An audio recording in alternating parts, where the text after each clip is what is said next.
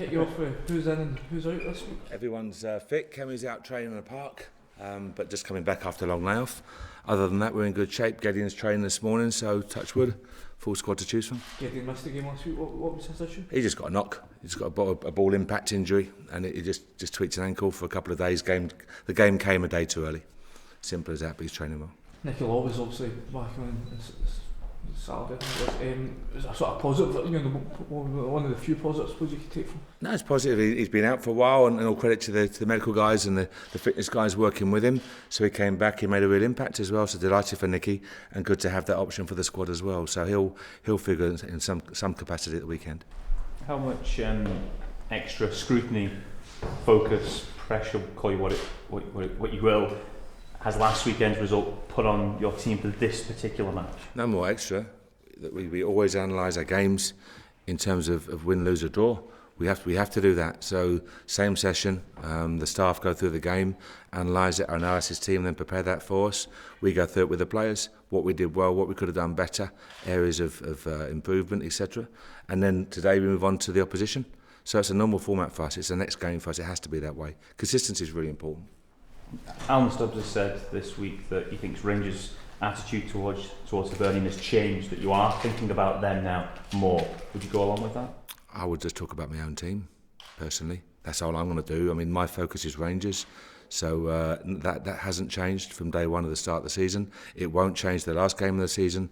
I talk about, look at, refer to my own football club, which is Rangers, and that will never ever change. But can you appreciate, though, with two teams so close, each Nothing. other's fortunes will rely on the other to a certain degree, to a certain extent where you can legitimately talk about Bernie?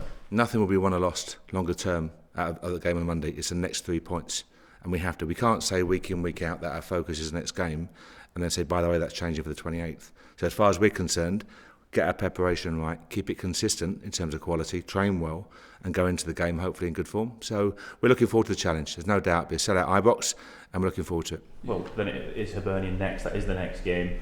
Have you been surprised by the consistency they've shown? No. And in your eyes, do you think they can last the pace? Can they maintain? I'm not going to talk about the opposing team. All credit to any team that can put a run together. I've said that before many times, and I mean that. Likewise, Falkirk. Any team in any division that puts a run together, it demands of the staff, it demands of the players, so all credit to them. But any other comment other than that will be about Rangers. You said that you only talk about Rangers, you said that repeatedly. It seems however that Alan Stubbs repeatedly talks about your team. Is that an irritation for you? Not at all. Not at all, far from it. Irritation is not buying a wife's Christmas present yet. That's an irritation, and that's a crisis in my books. And that, I'll have to resolve that this afternoon. But it's not. It's down other people. Everyone's different, and people can talk about their own team, other teams. As far as we're concerned, our focus has to be here. This is a big club. It's a big club with big expectation, a big fan base, and a packed stadium on Monday. So we have to make sure that what we do here is focus on what we do best. So he's not getting under your skin then? He's not getting under your skin then? No, as I say, not buying a Christmas present for the wife. That's getting under my skin right now. Would you accept, though, in the bigger picture of things, there is more at stake for your football club than his in terms of promotion, in terms of winning this league? No, I think our targets have been very clear from day one. They're not going to change. This is a big football club, to use that term, and we understand the expectation that comes with Rangers, and we need to be back in the top flight and then being very competitive and pushing on again. That has to be our aim. So our short, medium, longer term targets are clear for all to see. There's no rocket science involved in that. What we have to do is lay the foundations, which we've done, and push on to achieve those targets. And it's about us. I'm not being repetitive. It's just about us. Our concern, our focus, our aims, our targets have to be for the good of Rangers. Other clubs, other individuals, doesn't really concern me. Mark, you said there that your focus is all on Rangers, but if you keep it at Rangers, the allegation against Rangers and yourself is that you're in denial about your form. Is that allegation accurate, inaccurate? That's about your team. If I'm honest, I'm not going to even refer to other people. How they see Rangers is their prerogative, it's their choice, it's a democratic world, and they can say what they want to say. It's what I say here about Rangers that's important to us, and what my players are saying, my staff are saying. So people's comments, it's a free world, say what you want to say. I know here how we are, where we are, and what we're hopefully going to achieve. So how would you describe your team's form then at the moment? We were disappointed. If we drop points, if a club like Rangers drops a point, we're disappointed. We have to learn from it. We have to learn from every game, but we have to look at why we dropped points. So we've been frustrated, but also I worked for a boss an owner at my previous club, Brentford, a very, very smart individual. At where, sorry? At Brentford. Brentford. And he spoke about the randomness of football, the random nature of football, the ball dropping to a centre forward, the ball dropping to a defender, a penalty being given or a corner being given, etc. The random nature of the game that we're involved in. And sometimes results don't really reflect the true performance. We know that there's games we've dominated and not taken all 3 points. We know here. And we study those games and analyse those games. So we know what we have to do to get the points and get the rewards. But we're not overly concerned because we know that the level of performance has been decent. So as far as we're concerned, we look forward to Monday's challenge. So in that regard, would you say the stuttering Rangers form is down to bad luck? No, I'm not saying that. I'm saying as far as we're concerned, we look at the random nature of the game.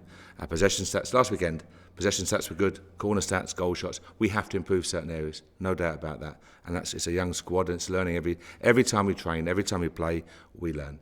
But our focus here will be on being the best we can be on Monday and then moving forward from there. Mark, do you accept that perhaps on Saturday there, more than any other game this season, defensively you were exposed? I think on Saturday, as I said at the time, we had a bad 15 minutes. Most disappointing for me was the 15 minutes from 45 through to 60. I think the first goal has been well documented. We recovered really well, got the equaliser and looked very strong going into the break. And our mood at half-time was very strong, very positive. We knew what we had to do. And that was most disappointing for the players and the staff, that we had a dip in standard 45 through 60. Conceded a sloppy corner, conceded a sloppy goal, didn't do our jobs at the corner. But then for the remaining 25, 30 minutes, just whether it's hitting the bar, pulling saves, and the keeper missing penalties, whatever, we know we dominated the football. But we have to learn from that 15-minute spell. Well, yeah, defensively, kind of the pressing high game is here to stay, regardless of. We do what we do. We do what we do. What kind of game are you expecting on Monday, Mark? Tough challenge, an opponent in form, a packed tie box, expectant crowd. So expecting another tough league game.